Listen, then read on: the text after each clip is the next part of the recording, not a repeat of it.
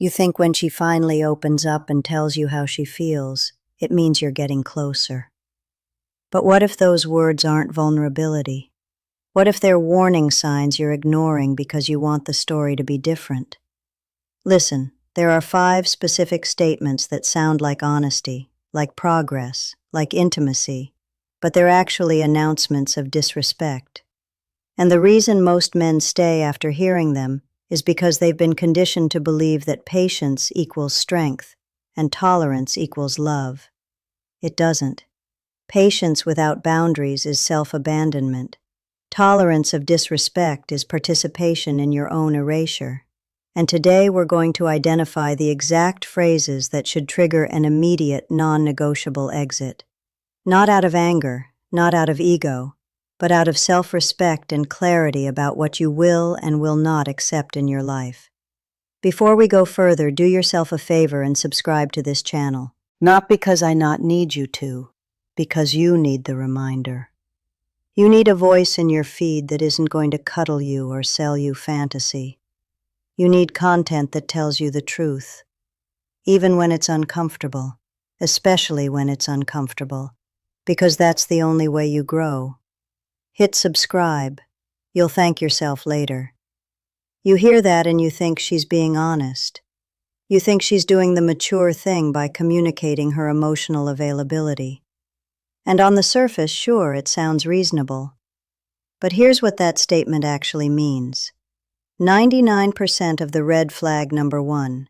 She disrespects your ambition's time. I'm not ready for a relationship with you. Because if the right person showed up tomorrow, the person who triggered that chemical cocktail of attraction, respect, and fascination, she'd be ready. She'd find the time. She'd make the space. She'd reorganize her entire life if necessary. You've seen it happen. You've watched women who swore they needed to focus on themselves suddenly dive headfirst into something new with someone else. It wasn't about readiness. It was about desire. So when she tells you she's not ready, what she's really saying is, you're not compelling enough to make me want to rearrange my priorities. And that's fine. That's her prerogative. But your response should not be to wait around like a backup option. Your response should not be to prove yourself harder, to become more accommodating, to shrink your needs further. Your response should be to believe her and walk. Because even if she is telling the technical truth, even if she genuinely isn't ready, it doesn't matter. You don't build a life waiting for someone to become ready for you. You build a life with someone who sees you and says, yes, now you. The cost of staying is this. You become a placeholder. You exist in her life as an emotional accessory, a source of attention and validation, but never the priority. You give her the benefits of your presence without the commitment she'd have to offer in return.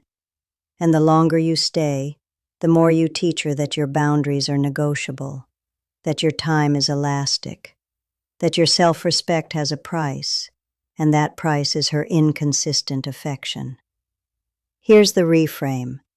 When someone shows you they're not invested, that's not a challenge to overcome. That's information to act on.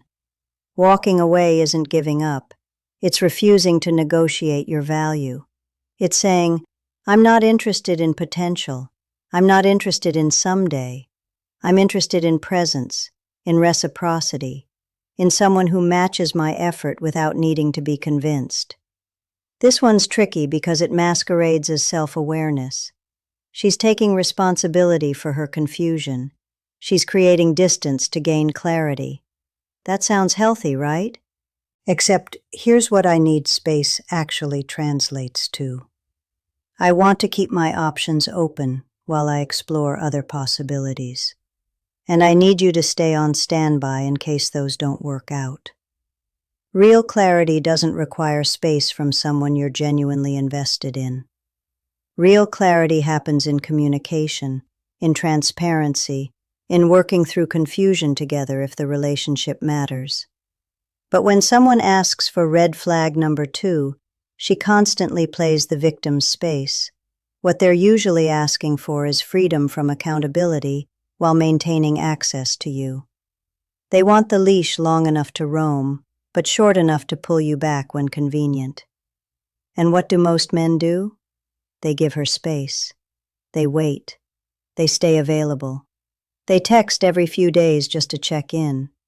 They convince themselves that respecting her request proves their maturity. But all it proves is that you're willing to let someone deprioritize you without consequence. You become the safety net, the known quantity, the boring stability she'll return to once the excitement elsewhere fizzles out.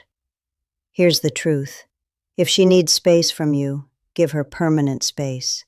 Not as punishment, not as manipulation, but as a boundary. Because you are not a draft she can revise. You are not a bookmark she can return to when she's finished reading other chapters. You are a complete, whole, valuable human being who deserves someone certain about you. And uncertainty, when it lasts longer than a conversation, is just cowardice dressed up as introspection. The man who understands his worth doesn't wait in the wings. He doesn't pause his life while someone else decides if he's good enough. He keeps moving. He invests in himself, in his purpose, in people who are clear about wanting him in their life. And if she comes back later, maybe he's still available, maybe he's not. But either way, he hasn't spent the interim in emotional purgatory. This one sounds like humility, like she's acknowledging your value. But it's not a compliment. It's a preemptive dismissal. It's her way of saying, I know I'm going to hurt you, and I'm telling you now, so that when I do, you can't say you weren't warned. When a woman tells you you're too good for her, believe her.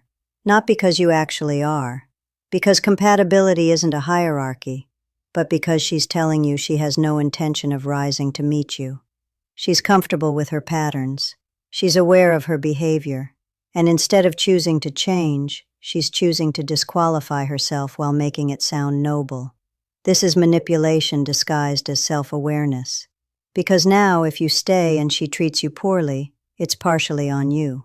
She told you she was honest. You chose to ignore the warning. And that's exactly the trap. She gets to misbehave with a clear conscience because she gave you the disclaimer up front. Most men hear, "You're too good for me," and double down. They try to prove that she is good enough. They reassure her. They lower their standards to match her self-perception. And in doing so, they validate her cop-out. They become complicit in their own diminishment. Here's what you do instead. You agree. You're right. I am. And then you leave.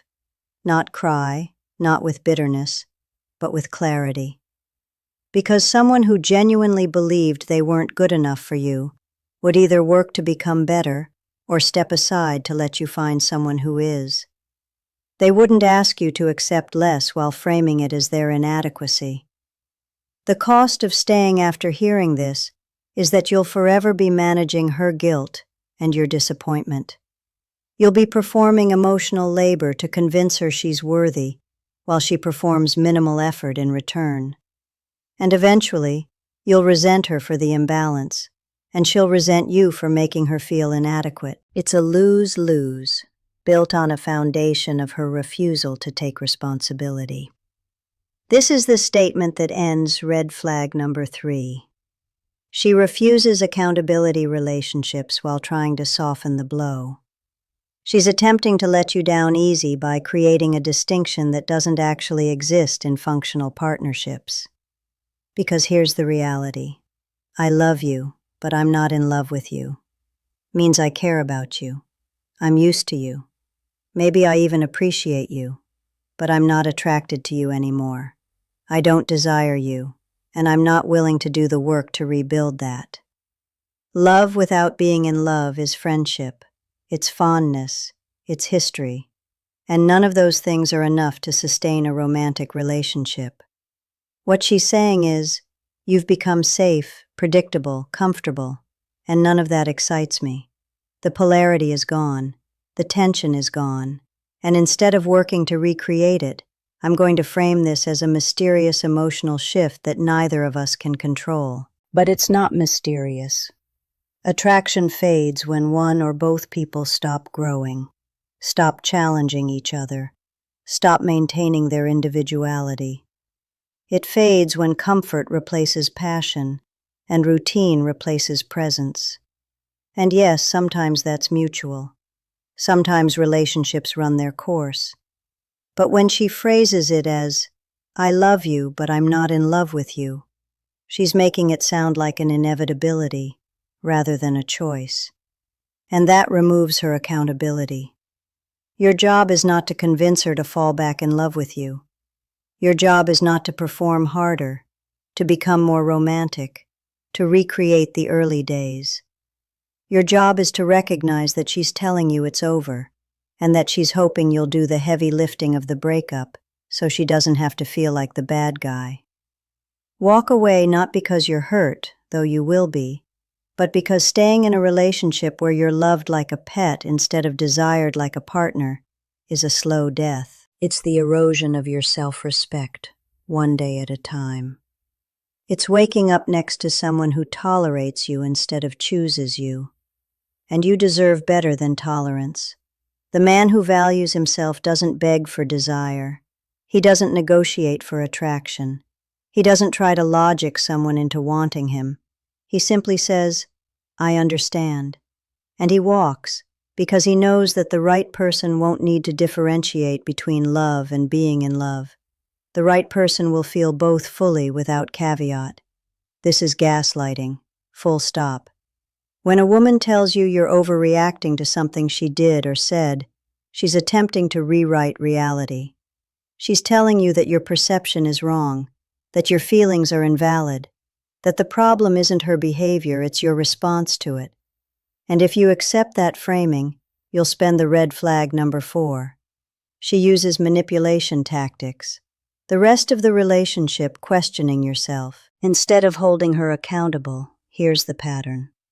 You bring up something that hurt you. You explain why it matters. And instead of acknowledging your perspective, instead of taking responsibility, instead of engaging with your actual concern, she deflects.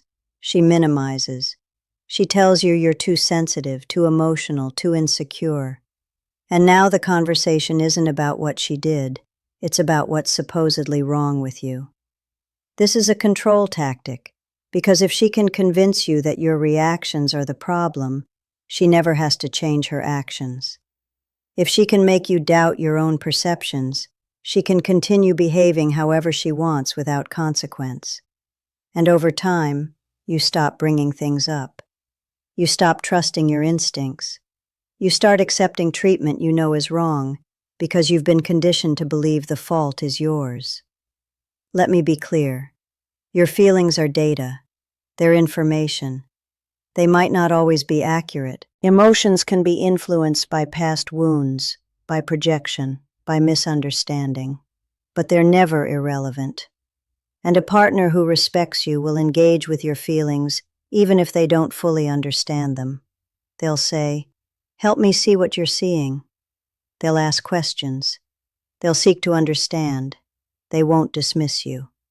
So when she tells you you're overreacting, that's your cue to leave. Not eventually, not after one more chance, immediately. Because someone who invalidates your reality is someone who will never take responsibility for hurting you. And a relationship without accountability is just exploitation with affection sprinkled on top. The cost of staying is that you lose yourself. You become smaller, quieter, more careful. You start filtering your thoughts and emotions through the lens of whether she'll accept them as valid. And that's not intimacy. That's captivity. Now let's talk about the man who doesn't tolerate any of these 5 statements. Let's talk about the person you become when you enforce real boundaries. This man knows his value is not determined by someone else's ability to see it. He doesn't audition for love.